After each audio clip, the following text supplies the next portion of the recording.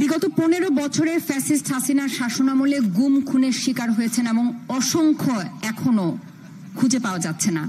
সন্তানরা বাবার খোঁজে আছেন, সন্তানহারা মা সন্তানকে দেখতে পাননি, এমন অনেক সন্তান আছে যারা বাবার চেহারাও দেখেননি এবং আজও তারা জানে না তাদের বাবারা বেঁচে আছেন কিনা।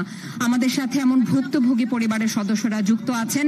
আমাদের সাথে আছেন খালিদ হাসান সোহেলের ছেলে আরিয়ান, মাহবুবুর রহমান বাপ্পির বোন ঝুমুর, সাজেদুল ইসলাম সুমনের মেয়ে আরোয়া এবং তাদের হয়ে আজ কথা বলবেন পারভেজ হোসেনের কন্যা রিদি। আমি রিদিকে আমন্ত্রণ জানাচ্ছি মঞ্চে অবস্থান করার জন্য।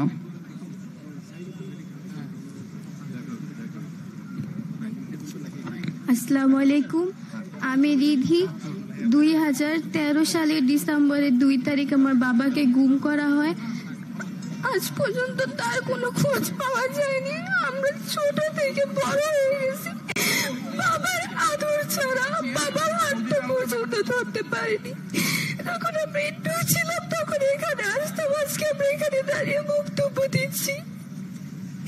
পরীক্ষা শেষে সবাই সবার বাবার সাথে খুঁজতে চাইছি, আমরা বাবার ছবি ধরে বাবাকে খুঁজতে আসছি। আমার বাবার দোষটা কি ছিল যে আমার বাবাকে এভাবে গুম করা হয়েছে? বছরের পর বছর নিজের পরিবার থেকে দূরে রাখা হয়েছে।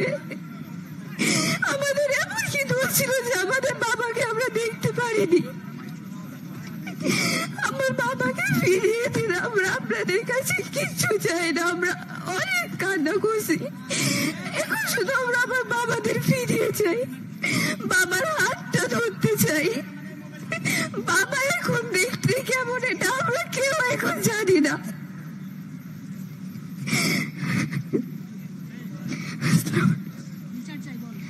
আমি আমার বাবা কেন গুম করা হয়েছে এটার বিচার চাই সবার থেকে।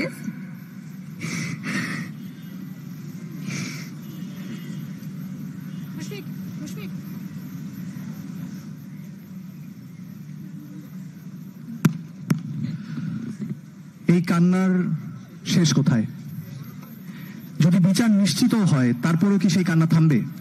মনে তো হয় না।